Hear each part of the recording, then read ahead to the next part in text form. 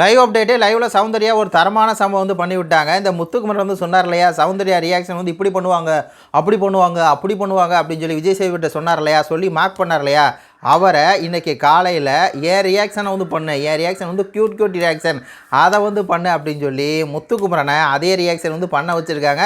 வேறு லெவலில் இருந்துச்சு அப்படிங்கிற மாதிரி தான் இருக்குது. அதான் முத்துக்குமரன் தான் வந்து கிச்சன் டீமில் இருக்கார், அதனால் வந்து சமைக்க வராரு. அவர் ரஞ்சித் வந்து வர்றாங்க. அப்போ சௌந்தர்யா தான் டாஸ்க் கொடுத்துட்ருக்காங்க. அப்போ 2 பேரும் வந்து நிற்கிறாங்க. அப்போ முத்துக்குமரன் வந்து போகிறேங்கிறாரு. அவர் மட்டும் தான் கிச்சன் டீமில் இருக்காரா. ரஞ்சித் வந்து நானும் போகிறேன் அப்படின்னாரு. நீ என்ன கிச்சன் டீம்லையா இருக்க, இல்லை அப்படின்னு சொல்லி சௌந்தர்யா கேட்குறாங்க.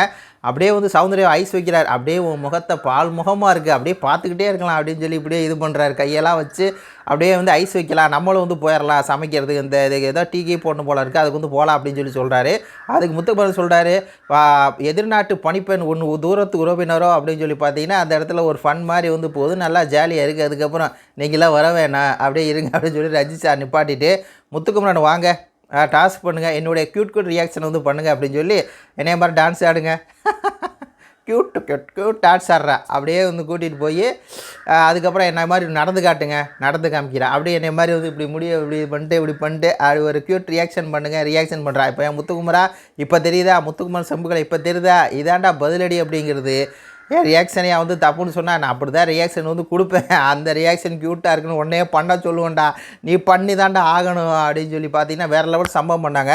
இதில் இன்னொரு விஷயம் எனக்கு சொல்ல வேண்டிய விஷயம் என்ன அப்படின்னா, இந்த சாச்சமா தேவி அப்படிங்கிற ராணி கேரக்டர் வந்து சௌந்தர்யா கொடுத்துருந்தா அவங்க இந்த ரியாக்ஷன் வந்து எந்த அளவுக்கு இருந்திருக்கு யோசிச்சு பாருங்கள். ஏன்னா ஒரு கேரக்டர் அப்படின்னா அப்படி ஒரு ராணின்னா எப்படி இருக்கணும், அப்படி ஒரு கம்பீரமாக இருக்கணும். இப்போ நம்மலாம் அசோகர் காலத்தில் அந்த வரலாறு பார்த்துருக்கோம், ராஜராஜ சோழன் காலத்து வரலாறு பார்த்துருப்போம். அதே மாதிரி வந்து இங்கே தமிழ்நாட்டை பொறுத்தவரை வந்து பார்த்திங்கன்னா சேர சோழ பாண்டிய அவங்களோட வரலாறு போட்டிருப்போம். அதில் மிக முக்கியமாக அந்த ராணிகள் எந்த அளவு கம்பீரமாக இருப்பாங்க அப்படிங்கிறதுக்கு வேல்நாச்சியார் அவர்கள் இருக்காங்க இல்லையா, அவங்க தான் வந்து முதல் பெண்மணியாக வந்து பிரிட்டிஷ்காரன்ட்ட வந்து அடித்து தும்சம் பண்ணிவிட்டு இழந்த நாட்டை வந்து மீத்தவங்க.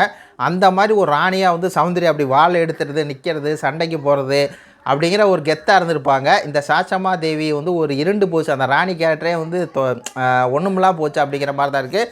சௌந்தர்யா ராணியாக இருந்தால் வேறு லெவலாக இருக்கும். என்ன பண்ணுறது, இது குறித்து உங்களுடைய கருத்துக்களை சொல்லுங்கள். நன்றி, வணக்கம்.